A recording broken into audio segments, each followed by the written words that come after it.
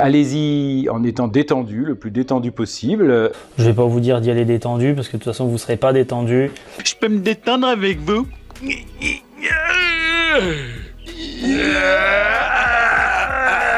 Soyez sûr de vous, soyez confiants en vous et tout se passera bien. Dédramatiser l'enjeu. Vous n'êtes pas en train de jouer votre vie sur cette épreuve. Nous sommes tous passés par là et on a tous des souvenirs d'avoir été malades avec ce concours. N'oubliez jamais que la médecine, c'est un métier magnifique, qu'il n'y a pas de spécialité qui soit meilleure que d'autres. Et donc, quel que soit votre classement, vous aurez des opportunités pour faire quelque chose de passionnant tout au long de votre parcours professionnel. Dans la salle et que vous attendez par exemple la distribution, c'est de faire des exercices de cohérence cardiaque pour vous détendre. Ça va entraîner votre système nerveux autonome, baisser votre tonus sympathique et vous serez plus à même d'être détendu au moment de commencer l'épreuve. Vous avez compris ? Oui.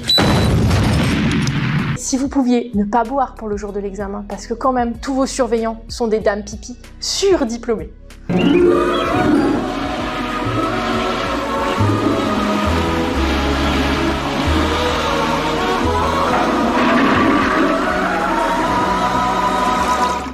Bien se reposer, et puis effectivement, si vous ronflez, n'hésitez pas à vous faire dépister du SAS. Je suis là pour ça.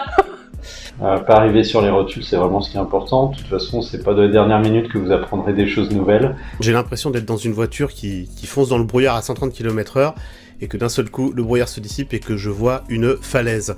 Ce que je peux vous proposer, c'est de décélérer le plus possible dans les jours qui restent pour que l'impact soit le moins violent possible. Surtout pour la veille, j'avais stoppé les révisions assez tôt dans l'après-midi et j'en avais profité pour faire le trajet qui séparait mon logement de la salle d'épreuve. On avait pu le faire à plusieurs en vélo.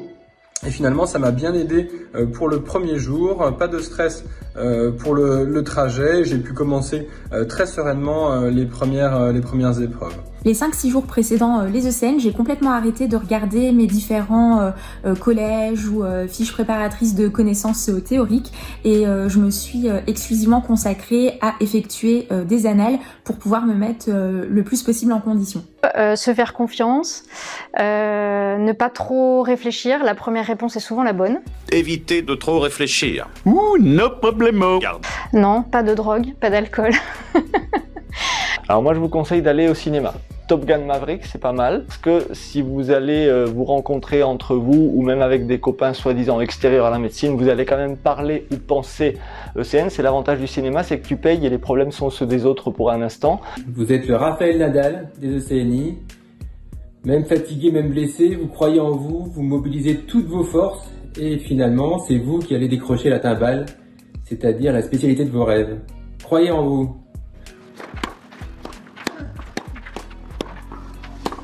C'est fait avec ce revers sur la ligne à 36 ans, Raphaël Nadal semble éternel. J'ai fait mon groupe de sous-colle avec le professeur de Villiers. Et puis quand on voit ce qui nous arrive à tous les deux aujourd'hui, j'ai envie de dire que ce groupe il était pas si mal que ça. Moi, le jour des épreuves, en 2005, j'ai fait une rétention aiguë d'urine. J'ai passé la première journée d'épreuve dans une certaine difficulté, mais vous voyez, ça m'a pas empêché d'en arriver là où j'en suis.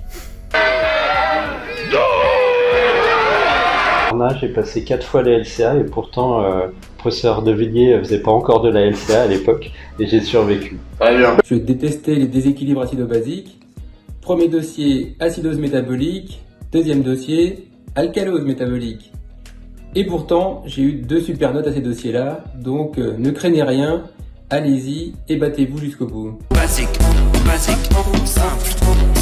Juste pour vous raconter mon jour de l'internat, on a commencé et j'étais dans la même promotion que le professeur de Villiers par 2 cas cliniques affreux. Il y avait une photo de rétine et un tocomètre avec des contractions de femmes enceintes. Pour tous ceux qui sont passés dans le service, ils savent l'amour que j'ai des enfants et des femmes enceintes. Mais voyez que même sans se décourager pour les 2 premiers cas qui étaient affreux, on y arrive parfaitement bien. Donc surtout, même s'il y a un truc qui vous bloque à un moment, passez et continuez et on peut quand même parfaitement s'en sortir. Le jour de l'épreuve, alors on m'a beaucoup stressée parce qu'à l'époque on n'avait pas le droit au surligneur et je ne le savais pas, enfin j'avais pas compris, donc le surveillant m'avait balayé ma table des surlignes juste avant l'épreuve qui m'a bien stressée. Donc, suivez bien les consignes. Le monde est en train de devenir cinglé. Y a personne ici à part moi qui se soucie encore de respecter les règles. En attendant les résultats, ce qu'on vous propose, c'est de toute façon de ne pas angoisser, puisque quel que soit le résultat, vous allez profiter d'un internat dans des villes qui sont magnifiques. Vous pouvez aller à Poitiers, et dans le Marais Poitevin, c'est pas bien loin. À Limoges, il y a de temps en temps un peu de soleil, la preuve. Vous pouvez aussi profiter de la D2 à Saint-Étienne, de la voile à Brest pour vous perfectionner, et puis terminer bien évidemment par la cathédrale d'Amiens et ses petits bars sur le bord de Seine.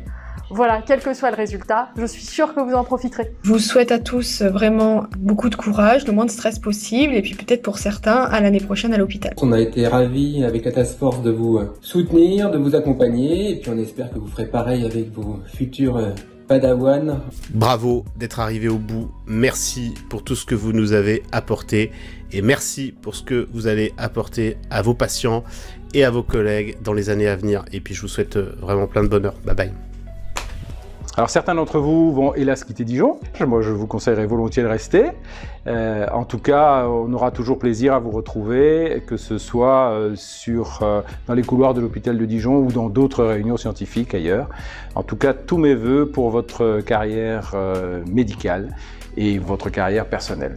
Et j'aurai surtout l'immense honneur, avec d'autres enseignants, de vous annoncer la fin des épreuves, et j'ai vraiment hâte de ce moment, et que vous puissiez tourner cette page et avoir des super vacances, et puis partir vraiment dans quelque chose, dans une dynamique, une nouvelle dynamique positive, et vraiment, on est tous derrière vous, tous les enseignants de l'UFR. Puis même si vous n'avez pas la spécialité pour laquelle vous avez travaillé, vous trouverez forcément votre bonheur vu l'échantillon de choix qui va s'offrir à vous, et puis vous serez gagnant dans tous les cas. Voilà, plein de bonheur, plein de bonnes choses. Soyez hyper fiers de vous, c'est une nouvelle page qui se tourne avec l'arrivée de l'internat, qui est une expérience vraiment géniale, tant humaine que sur le plan professionnel, et vraiment soyez fiers de vous, c'est hyper important parce que ce que vous avez fait sur ces dernières années, et notamment avec le Covid-19 qui était pas du tout facile, c'est vraiment super. Donc voilà, bonne continuation pour la suite, et en espérant que l'internat soit sur Dijon.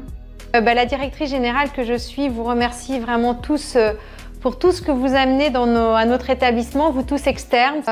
J'espère vous revoir en tant qu'interne dans notre établissement, que vous gardiez un beau souvenir de vos débuts professionnels, et belle continuation pour la suite. Vous faites un métier magnifique.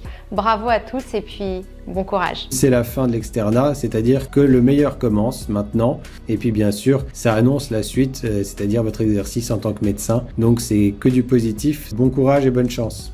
Quand vous allez avoir un patient devant vous qui se remet entre vos mains et qui vous fait confiance et avec lequel vous allez avoir un échange, c'est vraiment un privilège. Donc que vous ayez pu avoir la spécialité qui était rêvée, que vous ayez à vous rabattre sur un plan B, quoi que ce soit, de toute façon, ce qui est clair, et c'est scientifiquement démontré, au bout d'un an, l'immense majorité des internes sont heureux du choix qui est le leur. Donc n'ayez pas de regrets. Ce qui est important, c'est d'être médecin. C'est beaucoup plus important que si vous faites telle ou telle autre spécialité. Pas de regrets. Je vous souhaite de vous éclater dans tout ce que vous allez faire, et toujours de garder à l'esprit que l'idée, c'est que vous fassiez plaisir en travaillant. Voilà, bonne route à tous. Ciao. C'est pas grave si tu te rates à l'internat. Après tout, les villes de France, c'est sympa.